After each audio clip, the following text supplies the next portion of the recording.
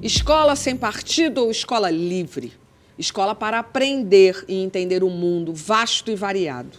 Escolas devem ser espaços de exercício de pensamento crítico, devem formar cidadãos completos, capazes de entender o seu tempo, o passado e projetar futuros. Devem ensinar sobre sexo, sobre política e direitos humanos ou devem se tornar lugares sem qualquer conexão com a vida lá fora? As redes sociais estão movimentadas com a acalorada discussão sobre qual o papel dos professores na formação dos estudantes, futuros representantes da nossa sociedade. Um projeto de lei está em debate no Congresso e uma ação está para ser julgada no Supremo Tribunal Federal. Mas, afinal, qual é o papel da escola na formação de uma pessoa? Para nos ajudar a entender os lados dessa matéria, a gente recebe o educador Daniel Cara já respondendo essa daí. Qual é esse papel da escola, pelo amor de Deus? Bom, o papel da escola... a educação é uma área que é construída há muito tempo, né? Ela tem uma história extremamente extensa.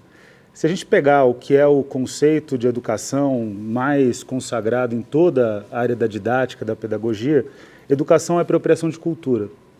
O que é cultura? Cultura é tudo aquilo que o homem fez para... O homem, as mulheres fizeram para superar a natureza. Então, educação são artes, educação são todas as expressões que o homem criou para conseguir lidar como sociedade. Então, as linguagens, as línguas, educação é a matemática, é a ciência.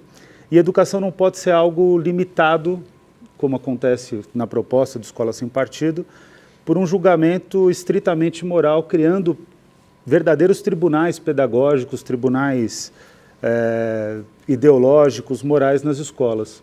O professor ele tem que ter a liberdade de poder ensinar aquilo que ele tem de melhor, aquilo que vai garantir que os alunos se apropriem dessa cultura e que sejam pessoas plenas.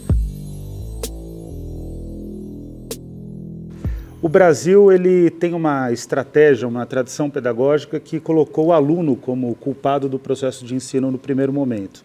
Então, os alunos reprovavam. A escola brasileira é uma das escolas que mais reprovavam no mundo. Até a década de 90, o Paulo Freire, secretário de Educação de São Paulo, determina a progressão continuada. O que é a progressão continuada? Os alunos simplesmente não podem reprovar, eles têm que ter aula de reforço. Por que isso é importante? Porque a reprovação ela é uma das coisas mais danosas para a vida de um estudante, para a vida de uma pessoa, porque ela parte do pressuposto que ela fracassou. Depois dessa fase, na década de 90, a culpa passa a ser do professor. Então, o Brasil constitui sistemas de avaliação de larga escala, que vão avaliar o quanto que os alunos aprenderam, mas culpabiliza o professor pelo não aprendizado do aluno. Também não é justo, porque o professor ele recebe um péssimo salário. Tem que ter 3 empregos. 3 empregos, não 4 tem plano de empregos. carreira. Faz parte de um processo que não é só ele, né? Exatamente. E aí o que acontece? A Escola Sem Partido utiliza isso para fazer aquilo que eles de fato defendem, que é constituir na escola uma disputa cultural sobre o que é a escola e sobre o que a escola tem que fazer. É porque assim, a gente sempre está aqui falando, a gente já falou muito sobre educação, né? Não é educação, Escola Sem Partido, essa que é a questão. Não é educação, né? Como que pode um professor não falar dentro de sala de aula o que aquele aluno passa fora? E como é que não pode trazer essa questão? Eu vou dar um exemplo, a gente estava até falando isso, um exemplo.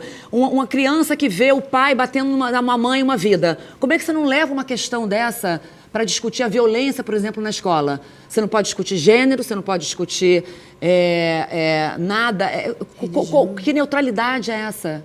Essa neutralidade não existe. O problema, imagina, numa aula de biologia, você não pode apresentar o darwinismo, porque também tem que apresentar o criacionismo, que não é uma perspectiva científica. Não dá para explicar a origem dos seres humanos com base em Adão e Eva. E tem, na verdade, uma defesa enorme. Eu tive agora no processo eleitoral contato com o movimento terraplanista. Aliás, o Olavo de Carvalho, que é um dos ideólogos do Jair Bolsonaro, tem defendido que o Newton, na verdade, é um charlatão. Quer dizer, Meu Deus então, do céu. Gente, a gente perdeu as referências. Agora, qual é o ponto que eu acho que é o ponto dramático dessa história? Eles não estão preocupados com a escola, nem estão preocupados com a educação. Eles estão preocupados em conseguir aumentar o número de pessoas que acreditam nas teses deles, que são ultraconservadoras e que vai alimentar um sistema de voto. Na verdade, é um projeto de poder, né? Então, quem ideologiza a escola, na realidade, quem faz com que a escola seja um instrumento ideológico, são eles. Só que, habilmente, eles construíram um projeto que se chama Escola Sem Partido, que aí acusa tudo aquilo que vinha sendo feito e não vinha sendo bem feito. A verdade é que a escola brasileira tinha que ser muito melhor, a gente não tem dúvida Quer dizer, disso. isso daí virou uma cortina de fumaça para quais questões? Quais são as questões realmente importantes e que a gente devia estar discutindo? Devia estar discutindo evasão escolar, a gente deveria estar discutindo qualidade da educação.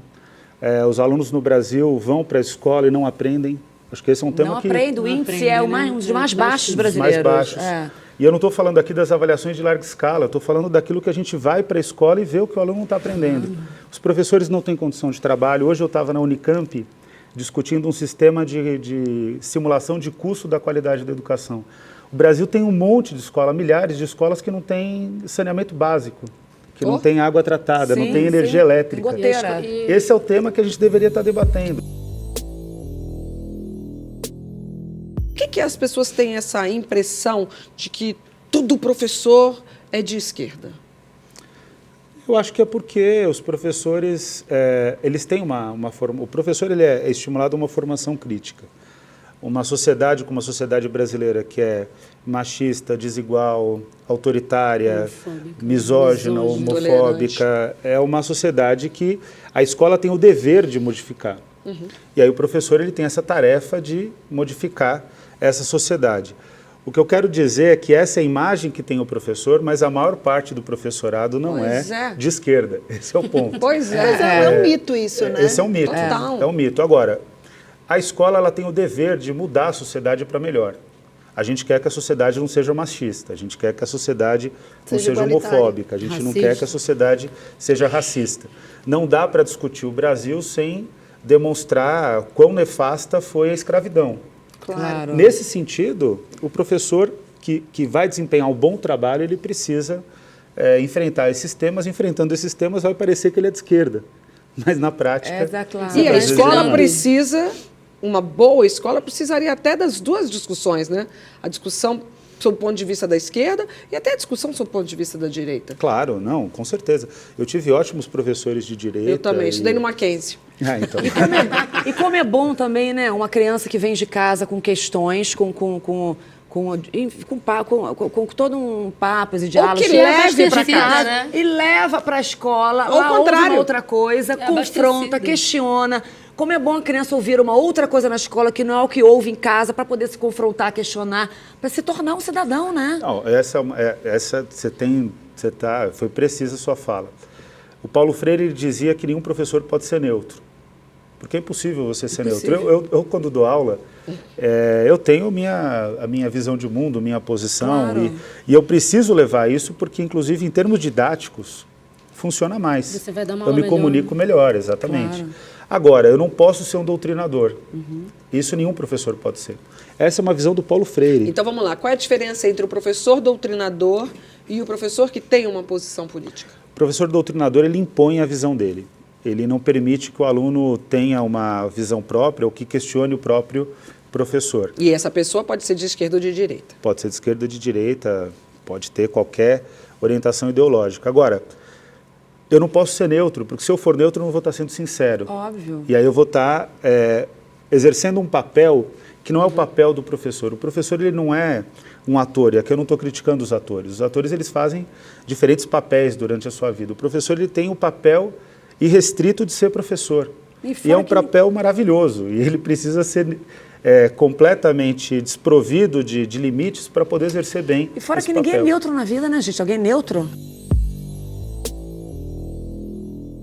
De que forma a gente, enquanto sociedade, a gente pode impedir que isso aconteça? Assim, a minha preocupação maior é essa. O que a gente pode fazer para que essa ideia não avance? Essa é a grande pergunta. Ontem a gente lançou um manual de defesa das escolas. O site, inclusive, é www.manualdedefesadasescolas.org.br.org só também você consegue acessar.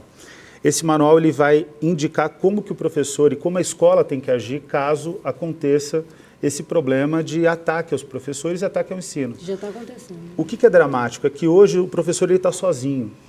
A escola não está trabalhando junto com o professor. A escola não está mobilizando os pais. Esse deveria ser um tema não para ser judicializado ir para o sistema de justiça, mas tinha que ser um tema pedagógico.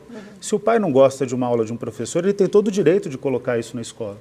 Se ele acha que o filho está sendo doutrinado, ele tem o direito e o dever de colocar isso. Agora tem que fazer como a Astrid faz, tem que debater dentro da escola, tem que construir um espaço pedagógico, um ambiente pedagógico para que esse debate beneficie não só a família que está indignada, revoltada, mas beneficie toda a comunidade escolar. Esse debate não precisa acabar aqui agora. Comentando aqui embaixo, você também entra no papo e curtindo e compartilhando, você chama mais gente para essa conversa. Semana que vem, você que é inscrito no canal já sabe, ele avisa quando um vídeo novo estiver no ar.